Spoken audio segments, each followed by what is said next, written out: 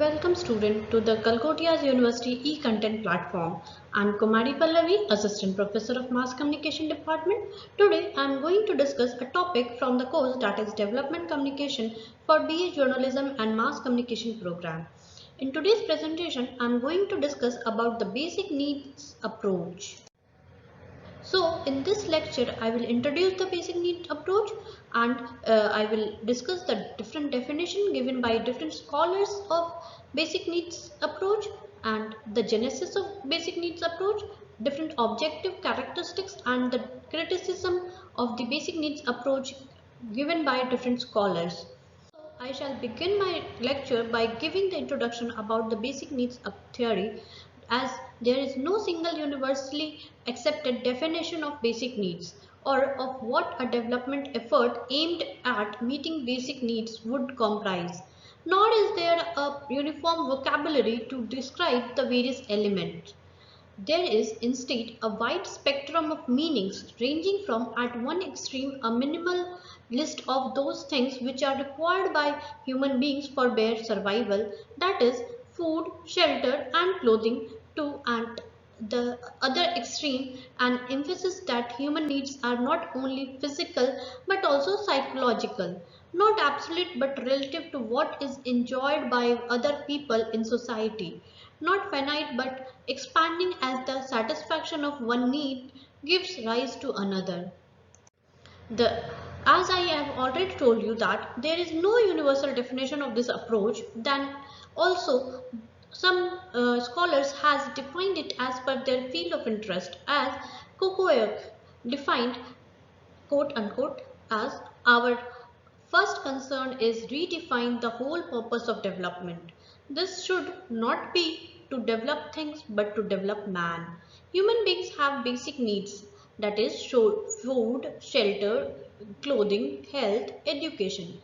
Any process of growth that does not lead to their fulfillment or even worse disrupt that in travesty of the idea of development. So basic needs include two elements. First, they include certain minimum requirements of a family for private consumption, that is adequate food, shelter and clothing, as well as certain household and furniture. The second one is they include essential services provided by and for the community at large, such as safe drinking water, sanitization, public transport and health.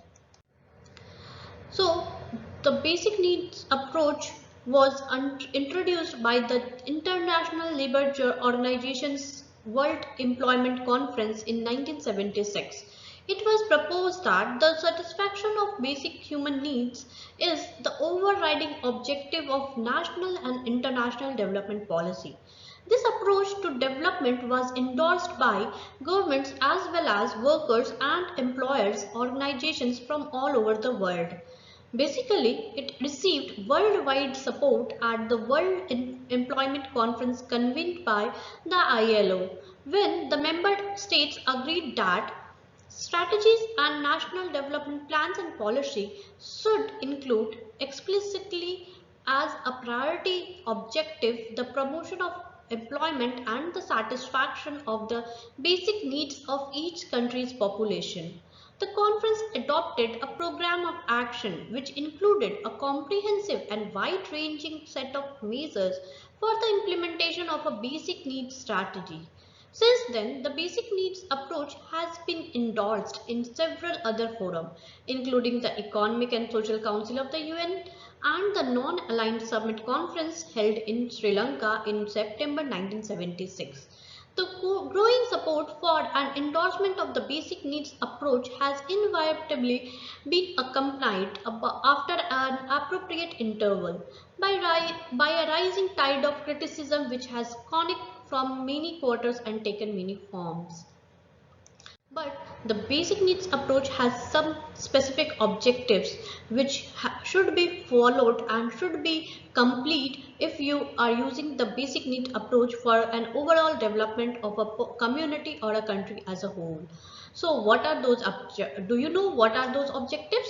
The major objectives of the basic needs approach to development is to provide opportunity for the full physical, mental and social development of the individual. This approach focuses on mobilizing particular resources for particular groups identified as deficient in these resources and concentrates on the nature of what is provided rather than on income. It is therefore a more positive and concrete concept than the double negatives like eliminating poverty or reducing unemployment. It does not replace the more and abstract concepts and which remain essential to measurement and analysis. It gives them content, nor does it replace concepts that are means to broader ends like productivity, production, and growth. But it recalls for changing the composition of outputs, the rates of growth of its different components, and the distribution of purchasing power. In addition to the concrete specification of human needs, in contrast to abstract concepts and the emphasis on the ends in contrast to treatments, the basic need approach encompasses non-material needs. They include the need for self-determination, self-reliance, political freedom and security, participation in decision-making, national and cultural identity, and a sense of purpose in life and work. While some of these non-material needs are conditions for meeting the more material needs, there may be conflict between others such as meeting basic material needs and certain types of freedom. So these are the basic objectives of the basic needs approach which need to be fulfilled by any development planner. And there are also some basic features or characteristics which the basic need approach possesses. First one is adequacy of food and clean drinking water. If we are proposing basic need approach for a development of a community or a country or even an individual, then he or she must have the adequacy of food and clean drinking water. If you want to use the if you want to give the community or the individual a development identity. Even the second feature basic needs approach include is giving a decent shelter to an individual or each and every member of a community. Even education is another factor which involves in the basic needs approach, and the fourth one is security in livelihood. Obviously, security and livelihood is the most important concern in today's arena, as if people are not feel, especially the women or the female section of the society needs the security and they are dependent on a male member of their family for their livelihood. So the self dependency and the security is one of the basic need of an individual present in a society.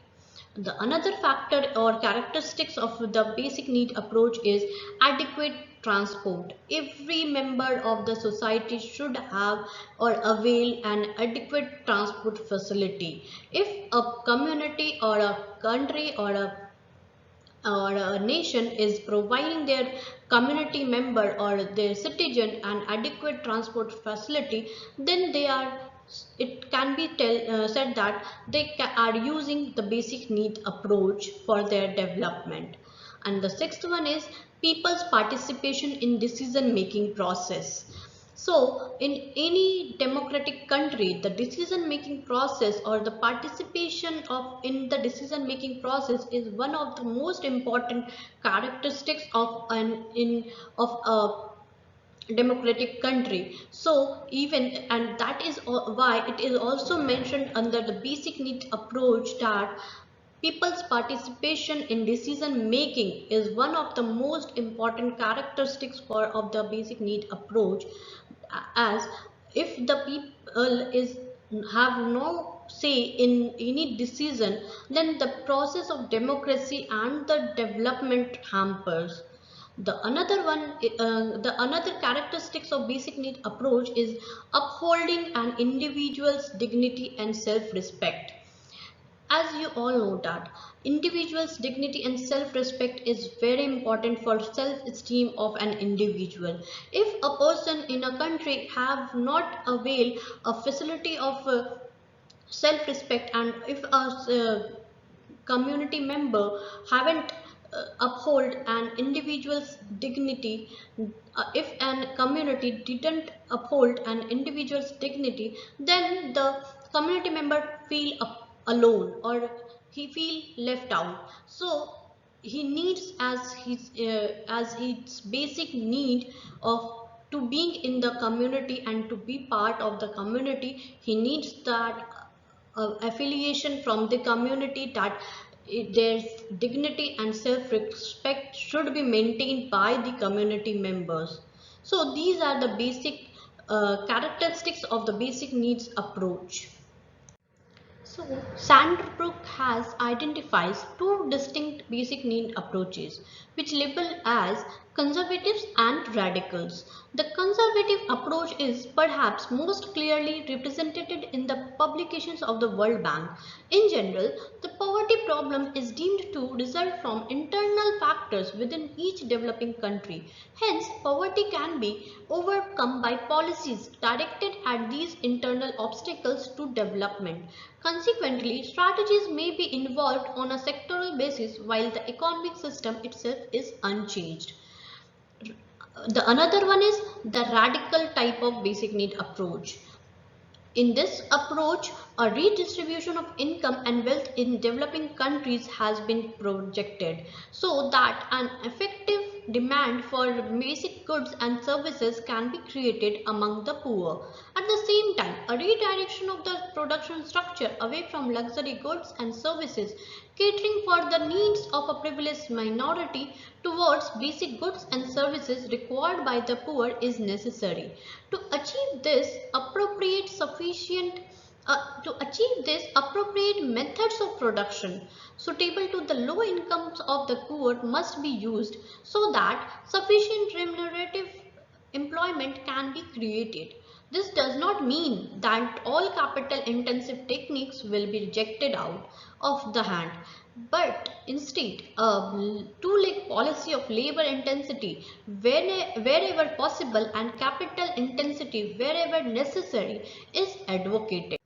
So it is not like that the basic needs approach has only positive things in it. Even this basic need approach has criticized by different scholars of development communication and the economists of the nation around the world also. Critics of the basic needs approach have often stated that an approach sacrifices savings, productive investment, and incentives to work for the sake of current consumption and welfare. It further criticized because of the absence of an authoritative, comprehensive, and definitive work dealing with the concepts, theories, and strategies associated with a basic needs approach. The lack of a standard source has enabled people with divergent views and ideologies to advance a wide variety of policies, institutions, and strategies as constituting the essence of the basic need approach to development. It also criticized because the basic need approach gives the impression that the elimination of poverty is all too easy. It is further argued that such an approach assumes away class and group conflicts and underestimated the extent of the structural and institutional changes necessary for an effective attack on poverty. A pervasive criticism of the basic approach is also there, that is, it is entirely consumption oriented, that it represents social welfareism in conditions of underdevelopment, and this it is biased against economic growth.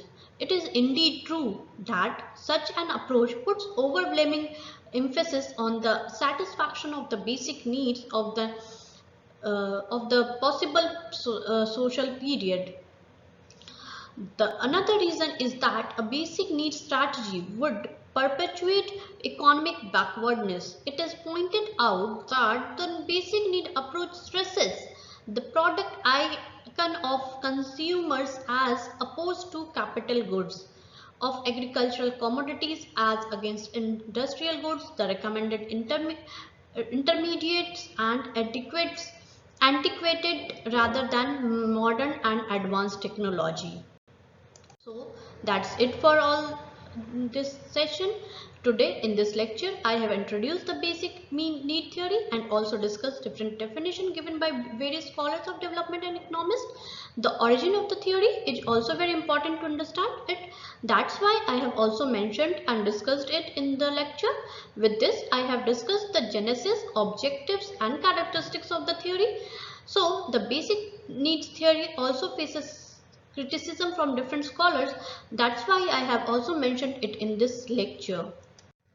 These are the readings related to the topic which you may refer in future.